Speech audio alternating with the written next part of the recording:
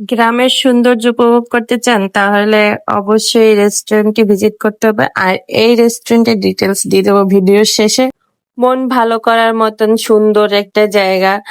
রেস্টুরেন্টের বাম সাইডে ঢুকতে বাম সাইডে ছিল এরকম একটা ফিশ অ্যাকুরিয়াম, আর ডান সাইডে ছিল দোলনা। আমরা রেস্টুরেন্টের প্রত্যেকটা প্লেসে দাঁড়িয়ে ছবি তুলতে পারিনি আর ভিডিও ক্লিপ নিতে পারিনি।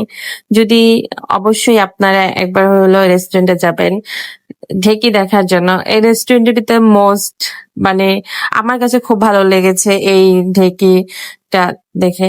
এটা কে কত বছর পর দেখলেন অবশ্যই আমাকে জানাবেন কমেন্ট করে। আর এই মিররটা অনেক সুন্দর ছিল। এদিকে বাপ ছেলে বিড়াল নিয়ে খেলা করতেছিল। আমরা খাবার অর্ডার দিয়ে ভিডিও নিচ্ছিলাম, খাবার চলে এসেছে, তারপর আমরা খাবার দাবার খেয়ে কিছু ভিডিও ক্লিপ নিয়ে বের হয়ে যাই। আর এই রেস্টুরেন্টটা ছিল উত্তরা দিয়াবাড়ি গল্প বাড়ি রেস্টুরেন্ট।